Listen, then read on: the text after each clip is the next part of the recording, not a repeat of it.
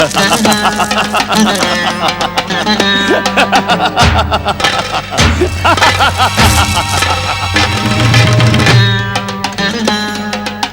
हम बहुत प्रसन्न हैं सेनापति वीरासुर, बहुत प्रसन्न हैं। आज हमारी प्रसन्नता के लिए तुम भी असुरों की इस मदिरापान का सेवन करो। लो। नहीं नहीं मित्र, मैं मदिरापान नहीं कर सकता। क्यों? क्यों नहीं कर सकती? क्या तुमने किसी को मदिरापान न करने का वचन दिया है? वो बात यह है कि मैंने अपने जीवन में कभी भी मदिरापान नहीं किया, इसीलिए तो आज हम तुम्हें मदिरापान करवाना चाहते हैं सेनापति वीरासुर। आज हमारे पास इतना धन संग्रह हो चुका है कि हम संसार के बड़े से बड़े सम्राट को भी नीचा दिखा सकते हैं। क्या तुम्हें इसकी प्रसन्नता नहीं है? प्रसन्न? बहुत प्रसन्न हूँ, बहुत प्रसन्न हूँ मित्र, बहुत प्रसन्न हूँ। बहुत प्रसन्न हो ना? तो फिर ये मदिरा पान करके अपनी प्रसन्नता का प्रमाण दो। लो। नहीं नहीं मित्र, मुझे मदिरा पान के लिए आज्ञा ना दो। मूर्ख वीरासुर, आज्ञा तो दी जा चुकी है। क्या तू मेरी आज्ञा को ठुकराकर मेरे क्रोध का पात्र बनना चाहता है? क्या तुझे अपनी शक्ति पर अभिमान होने लगा है? नहीं नहीं मित्र, नहीं, मुझे तो आपकी मित्रता पर अभिमान है। तो फिर मित्रता का कर्तव्य निभाते हुए मेरे साथ मदिरा पान करो, ये मेरा आदेश है। लो।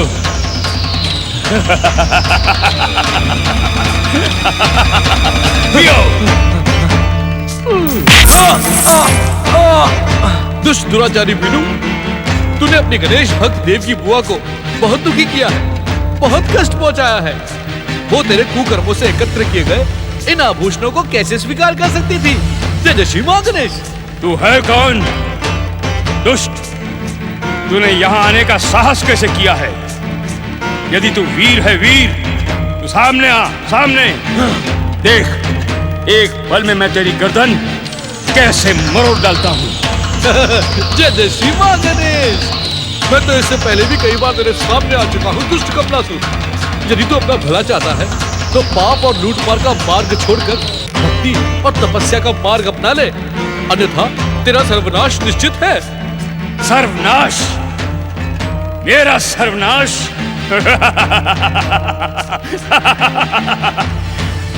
मैं महापराक्रमी हूँ, महापराक्रमी। मेरा सर्वनाश करने वाला इस संसार में अभी तक जन्म नहीं ले सका। ये तेरी भूल है मूर्खासुर। तुझे यमलोक पहुंचाने वाला अवतार धारण कर चुका है। सावधान! क्या तूने वो कहावत नहीं सुनी वीनू कि जब नौका डूबने को होती है तब सारे चूहे भाग निकलते हैं? इस कमलासुर की भी पाप की नौका डूबने वाली है। यदि तू अपना भला चाहता है तो श्री मां गणेश से क्षमा याचना करके अपनी देव की बुआ के पास लौट जा। इसी में तेरा भला है। जय जय श्री मां गणेश।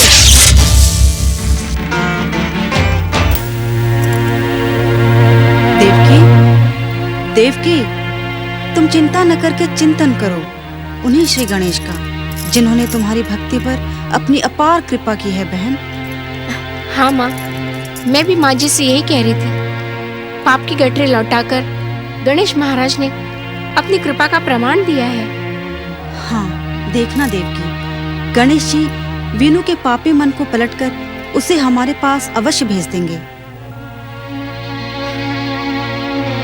हाँ केतकी, भेज तो अवश्य देंगे, इस पर मुझे तनिक भी संदेह नहीं है। मुझे अपने गणेश जी की कृपा पर पूरा विश्वास है। परंतु क्या? वीनू ने जो पाप, अपराध और दुराचार किए हैं, उसका दंड तो उसे भुगतना ही पड़ेगा। श्री गणेश जी का न्याय उसे कभी क्षमा नहीं करेगा।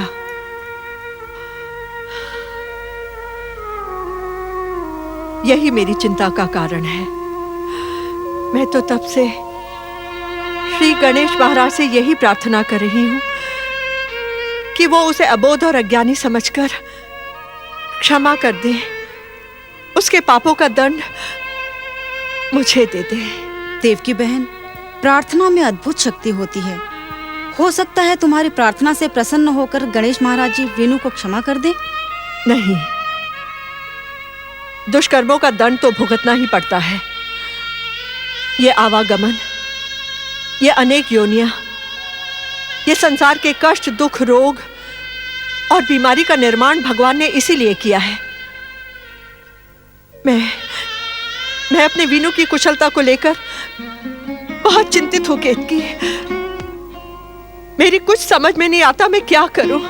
माँ जी, वही करे जो आत्मा कहे, क्योंकि आत्मा की बात सच्ची होती है। मन तो इंद्रियों के वश में होता है, भटकना उसका स्वभाव होता है। परंतु जब तक आत्मा जीव में निवास करती है, उसमें स्थिर रहकर परमात्मा का मार्ग दिखाती है, क्योंकि आत्मा परमात्मा का अंश है। हाँ देवकी, मन और आत्मा के संघर्ष में मन की उपेक्षा करके आत्मा का कहा मानो। तुम्हारी चिंता का अंत अवश्य होगा बहन। मेरी आत्मा से तो केवल एक ही स्वर उठ रहा है, मेरे श्री गणेश की आराधना। उनके चरणों में अपना सब कुछ समर्पित करके अपने वीनू की कुशलता के लिए प्रार्थना करूंगी। ओम गं गणपतिये नमः। तुम्हें साधारण मानव से असुर सेनापति बनाना मेरी भूल थी, बहुत बड़ी भूल। मैं तुम्हें मूर्ख समझता था, किंतु तुम महामूर्ख हो, महामूर्ख। कितनी बार समझा चुका हूं कि जो बीत गया उसे भूलने के लिए मदिरा पान करो, किंतु तुम नहीं, मैं इस अपमान को नहीं भूल सकता। मैं इस अपमान का बदला अवश्य लूंगा कमलासुर, अवश्य लूंगा। जिसने मेरा रक्त बहाया है,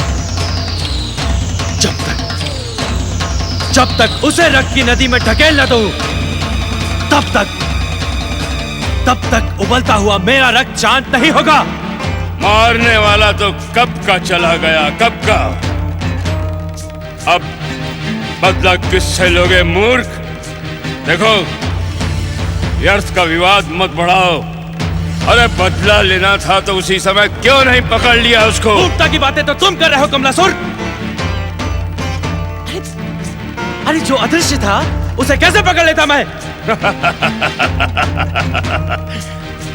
तो फिर जो अदृश्य है उससे बदला कैसे लोगे तुम? लूंगा, अवश्य लूंगा, क्योंकि मैं अच्छी तरह से जानता हूं कि मुझे आहत और अपमानित करने वाला कौन है। कौन है वो? तुम नहीं जानते कमलासुर।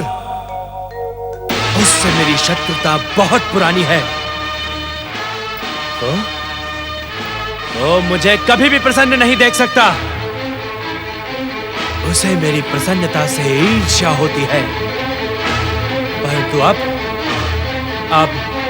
मैं भी उसे प्रसन्न नहीं रहने दूंगा। किसकी बात कर रहे हो तुम? तुमने आज तक मुझे उसका नाम क्यों नहीं बताया? क्योंकि वो केवल मेरा शत्रु है। उससे प्रतिशोध और बदला केवल और केवल मुझे लेना है। वीरासुर, क्या तुम अपने मित्र को भी अपने शत्रु का नाम नहीं बताना चाहते? नहीं। तो फिर हम भी तुम्हें अपना मित्र नहीं समझेंगे, क्योंकि जिसे अपने मित्र पर विश्वास नहीं होता वो मित्रता के भी योग्य नहीं होता। कमलासुर, मदिरा के कारण तुम्हारे सोचने समझने की शक्ति खो गई है। उचित यही होगा कि तुम इस समय जाकर सो जाओ। जब मदिरा उतरेगी तब बात करेंगे।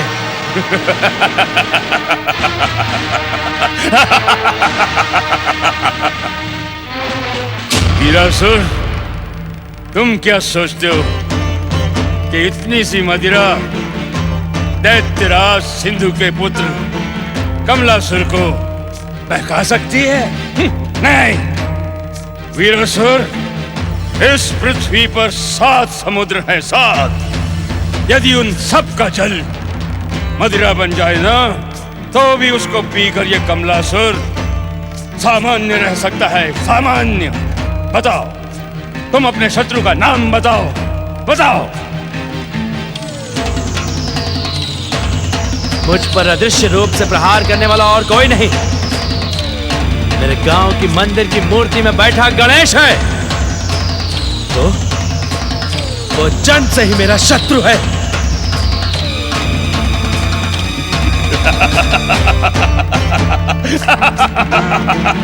ऐसे क्या देख रहे हो तुम?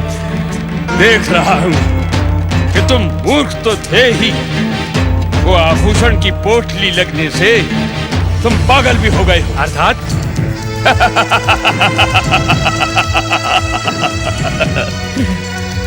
अर्थात पत्थर की मूर्ति भला ये काम कैसे कर सकती है? नहीं, ये काम हमारे किसी और शत्रु का है। नहीं, ये काम केवल उसी गजमुख का है जो मेरे गांव के मंदिर में बैठा हुआ है। मैं उसकी नित्य निंदा करता हूं ना। वो उसी का प्रतिशोध लेने आया था। नहीं वीरासुर, नहीं, ये काम पत्थर की मूर्ति का नहीं है, किसी और का है। ये बात बार बार कह के तुम अपनी मूर्खता का परिचय मत दो। मूर्खता का परिचय तो तुम दे रहे हो कमलासुर। मैं अपने शत्रु को भली भांति पहचानता हूं। ये काम केवल उसी गजमुख ने किया है। नहीं, हाँ, नहीं, नहीं, नहीं। और अब तुझे भी नहीं कहना पड़ेगा, अन्यथा मैं तुझे जीवित नहीं छोड़ूंगा वीरासुर। मुझे अपनी शक्ति का भय ना दिखाओ कमलासुर। तुम मुझे चेतावनी दे रहे हो? सावधान कर रहा हूं, केवल सावधान। तुम अच्छी तरह से जानते हो कि मैंने भी तुम्हारे साथ कंधे से कंधा मिलाकर लूट मार का ये सामान एकत्र किया है। इस संपत्ति पर जितना तुम्हारा अधिकार है, उतना ही मेरा भी है। जब मैं तुम्हारा आदर करता हूं, तो तुम्हें भी मेरा आदर करना होगा। अर्थात मुझे आपकी हर आज्ञा माननी होगी, मुझे प्रणाम करना होगा, ऐसे ऐसे वीरासुर जी। जब मैं करता हूं तो तुम क्यों नहीं करोगे? दुर्भाग्य है, घोर दुर्भाग्य है तेरा।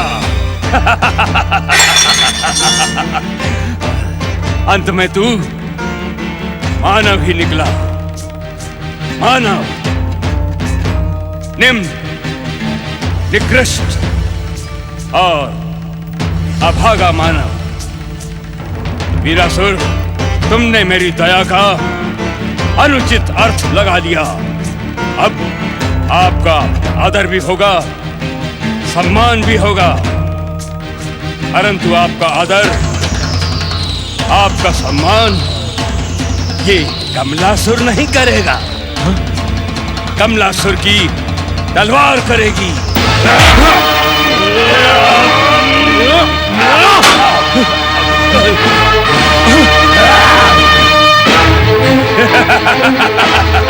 वीरासुर, भागकर कहां जाओगे?